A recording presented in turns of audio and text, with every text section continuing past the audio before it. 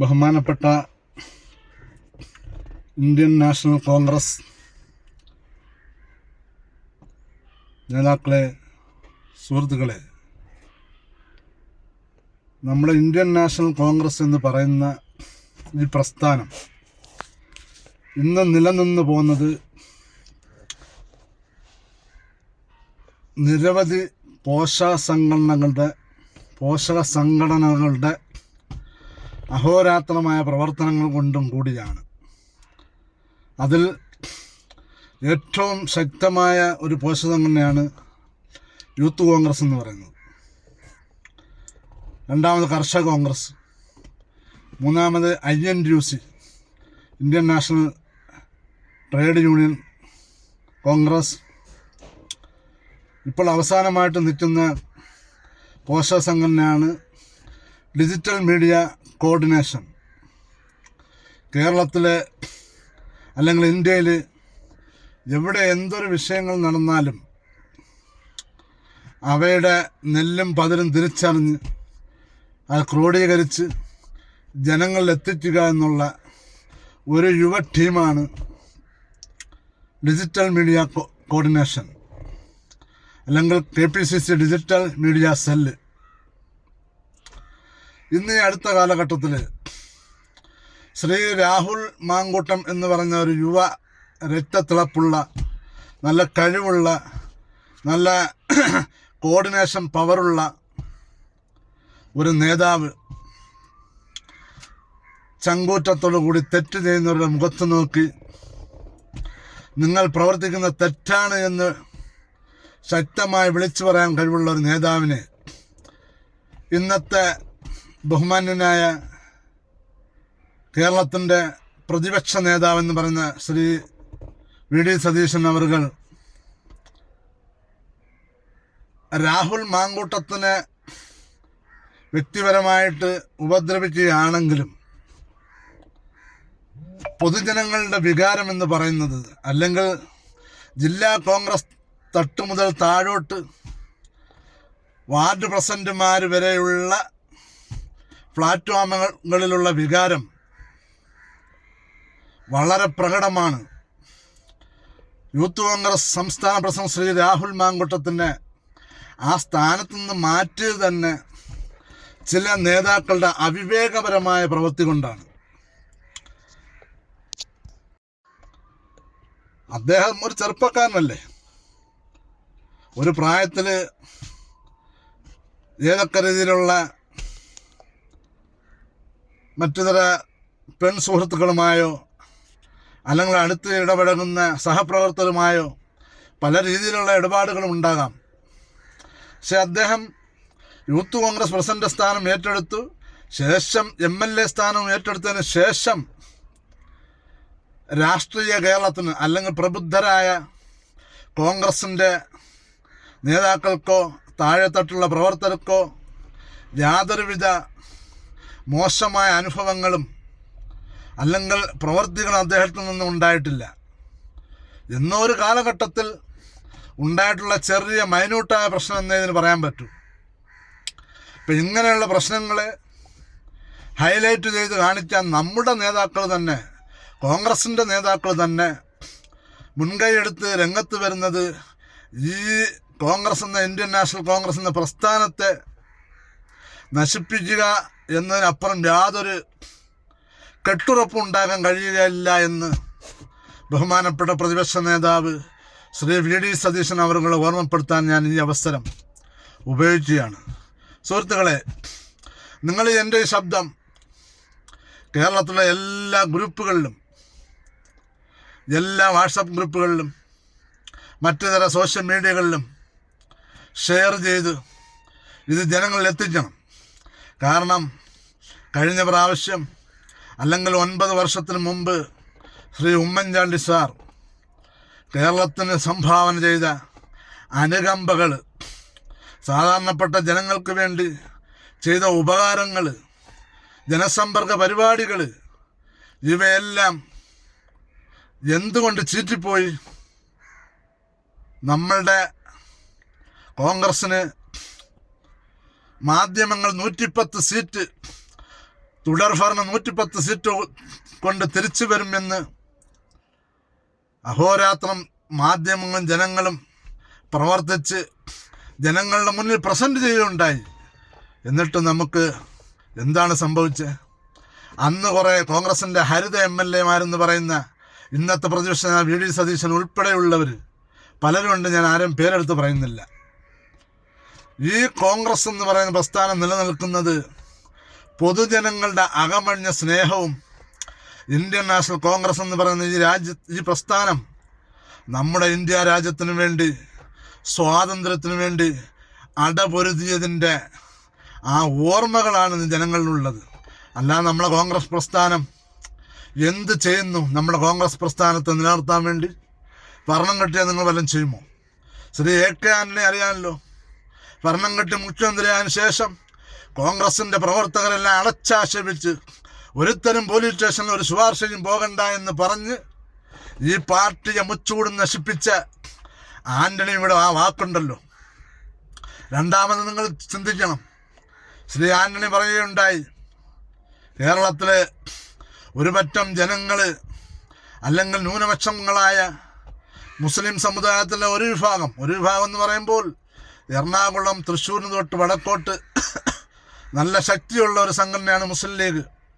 അവർ നല്ല രീതിയിൽ പ്രവർത്തിച്ചു ഇലക്ഷനുകളുടെ വോട്ട് നേടി MLA ആയി നിയമസഭയിൽ വന്നു. അവർക്ക് ശക്തിയുണ്ട്. 22, 25, 23, 18 MLA-മാരോടുകൂടി നിയമസഭയിൽ നിന്ന് കോൺഗ്രസിന് ശക്തി പകരുമ്പോൾ അവരെ അടച്ചാക്ഷേപിച്ച ആന്റണി എന്താ ആക്ഷേപിച്ചത്? ഭൂരിപക്ഷങ്ങൾ ഒരുമിച്ച് നിന്നുകൊണ്ട്, ഭൂരിപക്ഷ സമൂഹം ഒരുമിച്ച് നിന്നു. ആരാ ഭൂരിപക്ഷം? ന്യൂനപക്ഷങ്ങളായിരുന്ന മുസ്ലിമീങ്ങളെ ആക്ഷേപിച്ച് സമ്മർദ്ദ ശക്തി കൊണ്ട് എന്തും നേടാമെന്നുള്ള വ്യാമോഹം. ഇതൊക്കെയാണ് ഭരണം കിട്ടി കഴിയുമ്പോൾ ചില നേതാക്കളുടെ മനസ്സിൽ നിന്നും വെളിയിലോട്ട് വരുന്ന ആ അമേദ്യം എന്ന ആ വാക്കുകളെ അമേദ്യം എന്ന് ഉപയോഗിക്കാൻ പറ്റും. ഇതൊക്കെയാണ് കേരള രാഷ്ട്രീയത്തിൽ കോൺഗ്രസിൻ്റെ അടിത്തറയെ നശിപ്പിച്ചത്. പല പല കാരണങ്ങളുണ്ട്. ആ കാരണങ്ങളിൽ നിന്നും പറഞ്ഞാൽ ഈ വീഡിയോ പിന്നെ ആരും കാണില്ല, കാര്യം നീണ്ടുപോകും. അതുകൊണ്ടാണ് ചുരുക്കി പറയുന്നത്.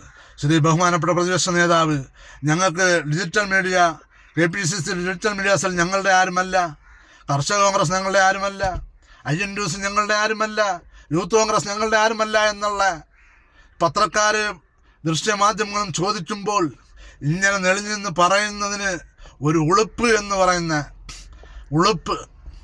എന്താണ് ഉളുപ്പ്? ഈ ഉളുപ്പ് എവിടെ നിന്നുണ്ടാകും? അത് അടിത്തട്ടിൽ, ഗ്രാസ് റൂട്ടിൽ പല പല വീടുകളിലും പല പല ജനങ്ങളുടെയും കാര്യങ്ങൾ സാധിച്ചു കൊടുത്ത് കോൺഗ്രസ് പാർട്ടിയെ പടുത്തുയർത്തുന്ന സാധാരണക്കാരായ ജനങ്ങളുടെ മേലുള്ള വെല്ലുവിളിയാണ് നമ്മുടെ പ്രതിപക്ഷ നേതാവ് ശ്രീ VD സതീശൻ എന്ന് പറയുന്ന അവർകൾ ഈ കേരളത്തോട് കാട്ടിയിട്ടുള്ളത്. കേരളത്തിലുള്ള ജനങ്ങളെ നിങ്ങൾ വഞ്ചിക്കുകയാണ് ചെയ്തത്. അതുകൊണ്ട് ബഹുമാന്യനായ പ്രതിപക്ഷ നേതാവേ, ഒരു സംഭവങ്ങൾ മാധ്യമങ്ങളോട് പറയുമ്പോൾ അവധാനത ഉണ്ടായിരിക്കണം. അവധാനത എന്ന് പറയുന്നത് എടുത്തടിച്ച് എന്തെങ്കിലും പറഞ്ഞ് നമുക്ക് ആളാവുക നോക്കുകയല്ല വേണ്ടത്. മുൻ പ്രതിപക്ഷ നേതാക്കളുണ്ട്, KPCC പ്രസിഡന്റുമാരുണ്ട്, കഴിഞ്ഞുപോയ പ്രസിഡന്റുമാരുണ്ട്, നിലവിലുള്ള പ്രസിഡന്റുമാരുണ്ട്. ഇവരെല്ലാം ആലോചിച്ചിട്ടാണ് ഒരു തീരുമാനമെടുക്കേണ്ടത്. കോൺഗ്രസിൻ്റെ പ്രവർത്തകരിൽ നിന്ന് തെറ്റുകളുണ്ടാകാം, എല്ലാവരിൽ നിന്നും തെറ്റുകളുണ്ടാകും. പക്ഷേ തെറ്റുകളുടെ കാഠിന്യം അത് സഡൻ ആക്ഷൻ അല്ല വേണ്ടത്. അവധാനതയോടുകൂടി സമയമെടുത്ത് എങ്ങനെയാണ് അത് പാർട്ടിക്ക് ദോഷം വരാത്ത രീതിയിൽ അല്ലെങ്കിൽ മറ്റുള്ളവരെ അത് സമൂഹത്തിൽ കൈകാര്യം ചെയ്യാൻ നാമായിട്ട് നമ്മൾ വഴിമരുന്നിട്ട് കൊടുക്കുന്ന രീതിയിലുള്ള സംസാരങ്ങൾ ഒഴിവാക്കണം. ഒഴിവാക്കാത്ത കാലഘട്ടത്തോളം ഉമ്മൻചാണ്ടി സർക്കാർ രണ്ടാമത് കയറേണ്ട ആ സർക്കാരിന് നമ്മളെ കൂടെയുള്ളവരാണ്. അതായത് സരിത എന്ന് പറയുന്നൊരു പെണ്ണിനെ കൊണ്ട് CPM എന്ന് പറയുന്ന യാതൊരു കൾച്ചറുമില്ലാത്ത ഇപ്പോഴത്തെ നേതാവ്, CPM-ന് കൾച്ചറില്ലെന്ന് ഞാൻ പറയില്ല, കാര്യം അവരുടെ പൂർവികർ ഈ രാജ്യത്തിൻ്റെ അല്ലെങ്കിൽ കേരളത്തിൻ്റെ ശക്തിയുക്തം മതേതരത്വത്തെ ഊട്ടിയുറപ്പിക്കുന്നതിന് വേണ്ടി അന്ന് ശ്രമിച്ചവരാണ്. പക്ഷേ ഇന്ന് CPM എന്ന് പറയുന്ന പാർട്ടിയെ പറയാൻ പറ്റില്ല. അവരിന്നൊരു പിണറായി കമ്പനിയായി മാറിയിരിക്കുന്ന ഈ കാലഘട്ടത്തിൽ കോൺഗ്രസ്സുകാരൻ ആണ്, അല്ലെങ്കിൽ ശക്തിയുക്തമുള്ള കോൺഗ്രസ്സുകാരാണ് കേരളത്തിൻ്റെ പ്രതീക്ഷയെന്ന് ജനങ്ങൾക്കറിയാം. പക്ഷെ അത് നിങ്ങൾ കളഞ്ഞു കുളിക്കരുത്. അത് കളഞ്ഞു കുളിക്കാതെ ശക്തിയുക്തം എല്ലാ യുവ നേതൃത്വത്തെയും മുൻ നേതൃത്വത്തെയും ഇപ്പോൾ വളർന്നു വരുന്ന ശക്തിയുള്ള കഴിവുള്ള നേതൃത്വത്തെയെല്ലാം നാം അസംബ്ലിയിൽ ഒറ്റക്കെട്ടായി എത്തിക്കണം. അതിനുവേണ്ടി ഞാനീ പറയുന്നത്, നമ്മൾക്ക് രാഷ്ട്രീയം അല്ലെങ്കിൽ നമുക്ക് അധികാരം കിട്ടിയാൽ നമ്മളുടെ താഴേക്കടയിലുള്ള പ്രവർത്തകരെ, അവരുടെ വിച്ഛേദങ്ങളെ, ഉദ്യോഗാർത്ഥികളെ വഞ്ചിച്ചിട്ടുള്ള വേണ്ട, അല്ലാതെ കമ്പനി, കോർപ്പറേഷനുകൾ, മുനിസിപ്പാലിറ്റികൾ, പഞ്ചായത്തുകൾ, കൃഷിഭവനുകൾ, മൃഗാശുപത്രികളിൽ, അങ്ങനെയുള്ള പലയിടത്തും നമ്മളുടെ കോൺഗ്രസിൻ്റെ കർമ്മധീര ഭടന്മാർക്ക് താൽക്കാലിക ആശ്വാസം എന്നോളം താൽക്കാലിക ജോലികൾ നൽകണം. ഇന്നാണ്ട് 3,80,000 പേരെയാണ് ശ്രീ പിണറായി വിജയൻ ബാക്ക് ഡോറിലൂടെ ഭരണത്തിൽ കയറ്റിയത്. അതുകൊണ്ട് അവർക്ക് എന്തുണ്ട്? 1,00,000 വോട്ടുള്ള ഒരു നിയോജക മണ്ഡലത്തിൽ 40,000 വോട്ട് അവർക്ക് ശക്തിയുക്തം അവർക്ക് വാദിക്കാൻ പറ്റും. ഞങ്ങൾക്ക് 40,000 വോട്ട് ഉണ്ട് എന്നുള്ളത്. പക്ഷെ കോൺഗ്രസിന് അങ്ങനെ പറയാൻ പറ്റുമോ? കാര്യം കോൺഗ്രസിന് അടിത്തറയില്ല, ബേസ്മെൻ്റ് ഇല്ല, ഫ്രില്ലറുകളില്ല. ഉള്ളത് ഒരു ആൾക്കൂട്ടം മാത്രമാണ്. ഈ ആൾക്കൂട്ടം കാറ്റടിക്കുന്നത് എങ്ങോട്ടാണോ ആ രീതിയിലോട്ട് മാറിപ്പോകാം. കശാല പുറത്തിറങ്ങുന്ന തേങ്ങ കാറ്റിൻ്റെ ഗതി അനുസരിച്ച് അത് എവിടെയെങ്കിലും ചെന്ന് വീഴും. ആ രീതിയിലാണ് കോൺഗ്രസിന് വോട്ട് കിട്ടുന്നതെന്ന് മനസ്സിലാക്കണം. കാരണം നമുക്ക് ബേസ് വോട്ടില്ല. നമ്മളുടെ ആൾക്കാർ സ്ഥാനമാനങ്ങൾ കിട്ടുമ്പോൾ അവനവൻ്റെ കുടുംബത്തെയും അവനവൻ്റെ ആൾക്കാരെയും ഏതൊരു ഓപ്പോസിഷൻ പാർട്ടിക്കാരുടെ ആൾക്കാരും തൃപ്തിപ്പെടുത്താൻ വേണ്ടി നമ്മളുടെ സ്ഥാനമാനങ്ങൾ ഉപയോഗിക്കുമ്പോൾ ഓരോ കോൺഗ്രസ്സുകാരനും മനസ്സുകൊണ്ട് തേങ്ങുന്നുണ്ട്. അവൻ പബ്ലിക്കായിട്ട് പൊട്ടിത്തെറിക്കുന്നില്ല എന്ന് മാത്രമേ ഉള്ളൂ. അതിനാൽ ബഹുമാനപ്പെട്ട കോൺഗ്രസിൻ്റെ ഉയർന്ന നേതാക്കൾ, ഉയർന്ന പ്ലാറ്റ്ഫോമിലിരിക്കുന്നവർ, നിങ്ങൾ ചിന്തിക്കണം. രാജ്യത്ത് മതേതരത്വവും മനുഷ്യാവകാശങ്ങളും എല്ലാവർക്കും തുല്യമായി ഷെയർ ചെയ്യുന്നുണ്ടോ എന്ന് നിങ്ങൾ ശ്രദ്ധിക്കണം. നിങ്ങളുടെ പ്ലാറ്റ്ഫോമുകൾ അത് ഉയർത്തി, അല്ലെങ്കിൽ നിങ്ങൾ ഓരോ പ്ലാറ്റ്ഫോമുകളിലും ഇവയെക്കുറിച്ച് സംസാരിക്കുക തന്നെ വേണം. ഇന്ന് പലരും പല ന്യൂനപക്ഷങ്ങളും നിരാശയുടെ വക്കിലാണ്. രാജ്യത്ത് എന്തെല്ലാം വിഷയങ്ങൾ നടക്കും. ഈ അവസാന കാലഘട്ടത്തിൽ ഛത്തീസ്ഗഡിൽ നടന്ന കന്യാസ്ത്രീകളുടെ അറസ്റ്റ് തന്നെ എന്താണ് രാജ്യത്ത് അവർ BJP ഗവൺമെൻറ് സന്ദേശം നൽകുന്നത്? നിങ്ങൾക്കറിയാം, ന്യൂനപക്ഷങ്ങളായ മുസ്ലിം സമൂഹത്തെ ഈ നരേന്ദ്രമോദി സർക്കാർ വന്നതിന് ശേഷം ഏതാണ്ട് 550 പരം കലാപങ്ങൾ പശുവിൻ്റെ പേരിൽ നടന്നു. 158 മുസ്ലിം യുവാക്കളെയും വൃദ്ധജനങ്ങളെയും അടിച്ചു കൊന്നിട്ട് പോലും ഇന്ത്യൻ നാഷണൽ കോൺഗ്രസിൻ്റെ പ്ലാറ്റ്ഫോമുകളിൽ ഇവയെക്കുറിച്ചൊരു അക്ഷരം പറയാൻ നമ്മുടെ നേതാക്കൾ കഴിവില്ല. ഈ സംഭവങ്ങളെ ഹൈലൈറ്റ് ചെയ്തുകൊണ്ട് മാത്രമാണ് BJP സർക്കാർ ഛത്തീസ്ഗഡിൽ റെയിൽവേ സ്റ്റേഷനിൽ 2 കന്യാസ്ത്രീകളെ മതപരിവർത്തനത്തിൻ്റെ പേര് പറഞ്ഞ് അറസ്റ്റ് ചെയ്ത് എന്തിനു വേണ്ടിയിട്ടാണ്? BJP ഗവൺമെൻറ്റിനും അവിടുത്തെ പോലീസുകാർക്കും അറിയാം അവർ മതപരിവർത്തനത്തിന് വന്നതല്ല. പക്ഷേ കേരളത്തിലെ ജനങ്ങളെ, കേരളത്തിലെ ക്രിസ്ത്യാനികൾക്ക് ഒരു സന്ദേശം നൽകുക എന്നുള്ള ലക്ഷ്യം മാത്രമാണ് BJP RSS മുൻകൂട്ടി കണക്ക് കൂട്ടി അവരെ അറസ്റ്റ് ചെയ്തത്. പക്ഷേ അതിനൊപ്പമാണ് കോൺഗ്രസ് നീന്തിയത്. എന്താണ് അവരുടെ ലക്ഷ്യം? ന്യൂനപക്ഷങ്ങളായ മുസ്ലിം സമൂഹത്തെയും ദളിതരെയും യാതൊരു കാരണമില്ലാതെയും BJP RSS ഗവൺമെൻറ് പീഡിപ്പിച്ച് UAP എന്ന കരിനിയമങ്ങൾ നാട്ടി അവരെ ജയിലിൽ തള്ളുമ്പോൾ കോൺഗ്രസ്സിലുള്ള ആരുമില്ല അവർക്ക് വേണ്ടി സംസാരിക്കാൻ. അപ്പോൾ ക്രിസ്ത്യൻ സമൂഹത്തിനൊരു സന്ദേശം നൽകുകയാണ്.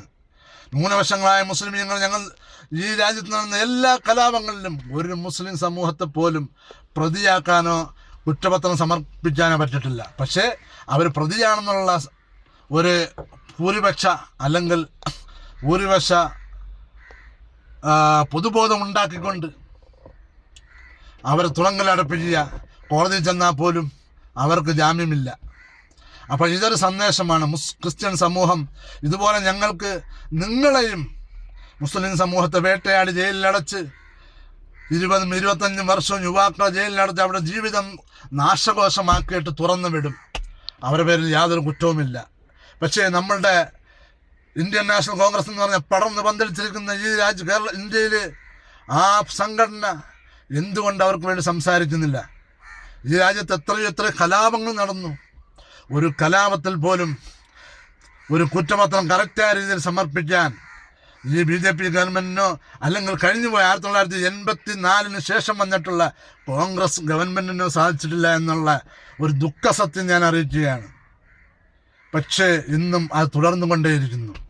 UAPA എന്നുള്ള കരിനിയമം ഇന്ത്യയിലെ മുസ്ലിമീങ്ങൾക്ക് മാത്രം ഒതുക്കി, അത് മുസ്ലിമീങ്ങൾക്ക് മാത്രമല്ല ഇനി ന്യൂനപക്ഷങ്ങളായ ക്രിസ്ത്യാനികളുടെ മേലും ഞങ്ങൾ ഉപയോഗിക്കും എന്ന സന്ദേശമാണ് ഛത്തീസ്ഗഡിൽ കന്യാസ്ത്രീകളുടെ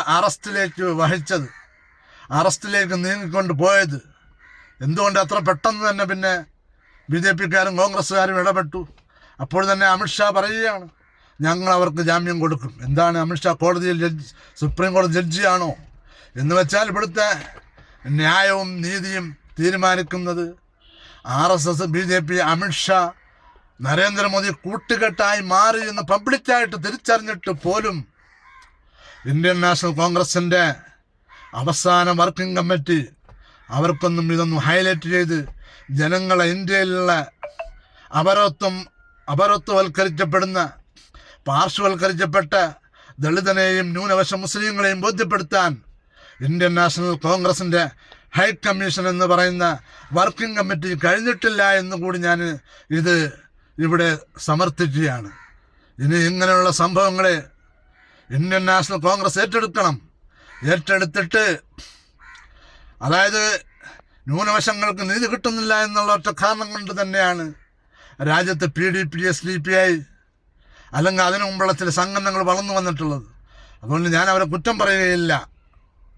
ആ സംഘടനകൾ ചെയ്യേണ്ട ജോലി ഇന്ത്യൻ നാഷണൽ കോൺഗ്രസ് തന്നെയാണ് ചെയ്യേണ്ടത്. ഇന്ത്യൻ നാഷണൽ കോൺഗ്രസ് നല്ല രീതിയിൽ ഇന്ന് രാഹുൽ ഗാന്ധി എന്ന് പറയുന്ന ഒരു നേതാവ് അങ്ങോട്ടും ഇങ്ങോട്ടും ഇന്ത്യയുടെ ആത്മാവിനെ പിടിച്ചു നിർത്താൻ വേണ്ടി കഷ്ടപ്പെടുന്ന രാഹുൽ ഗാന്ധിക്ക് യഥേഷ്ടം നമ്മൾ ഊർജം നൽകേണ്ടതിൻ്റെ ആവശ്യകത കോൺഗ്രസിൻ്റെ ഹൈ കമ്മീഷൻ അത് ജനങ്ങളെ ബോധ്യപ്പെടുത്തണം. താഴെത്തട്ടിൽ എത്തണം അവരുടെ വികാരങ്ങൾ, അവരുടെ ചൂടുകൾ.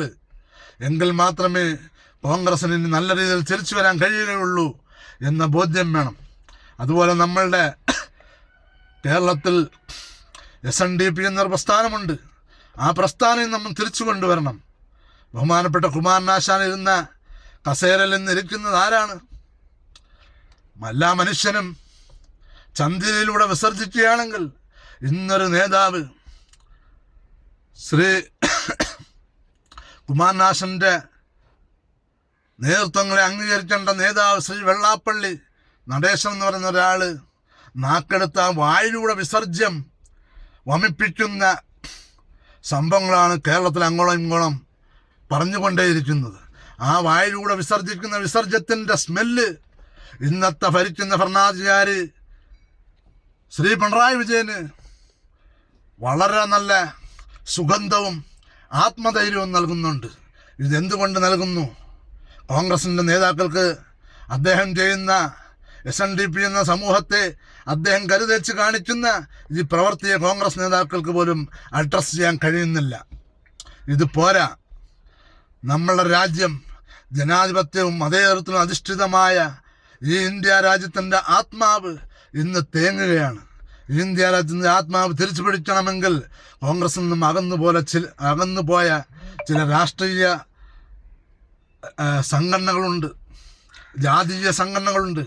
അവരെല്ലാം ഒരേ പ്ലാറ്റ്ഫോമിൽ കൊണ്ടുവന്ന് എല്ലാവർക്കും നീതി നൽകാനും കേരളത്തിൻ്റെ PSC എന്ന് പറയുന്ന ആ പ്രസ്ഥാനത്തെയും ഇന്ത്യയിലെ UPSC എന്ന് പറയുന്ന പ്രസ്ഥാനത്തെയും യാതൊരുവിധ അഴിമതിയുമില്ലാതെ ജാതിമത ഭേദമില്ലാതെ ഉദ്യോഗാർത്ഥികൾ പരീക്ഷ എഴുതുമ്പോൾ അവർക്ക് യാതൊന്നും നോക്കാതെ കളറും നിറവും ജാതിയും മതവും നോക്കാതെ അവർക്ക് നീതി നൽകാൻ ഇനി വരുന്ന ഭരണകൂടങ്ങൾക്ക് കഴിഞ്ഞില്ല എങ്കിൽ നമ്മളുടെ അവസ്ഥ വളരെ മോശമായി പോയിക്കൊണ്ടേയിരിക്കുന്നു എന്ന് ഇന്നത്തെ പ്രതിപക്ഷ നേതാവിനെയും കോൺഗ്രസിൻ്റെ കേരളത്തിലെ മുതിർന്ന നേതാക്കളെ ഞാൻ ഉത്ബോധിപ്പിക്കുന്നു അല്ലെങ്കിൽ ഓർമ്മപ്പെടുത്തുന്നു എന്ന് പറഞ്ഞുകൊണ്ട് സർവർക്കും ഇന്ത്യൻ നാഷണൽ കോൺഗ്രസിൻ്റെ പേരിൽ ജയ് ഹിന്ദ്, ജയ് കോൺഗ്രസ്.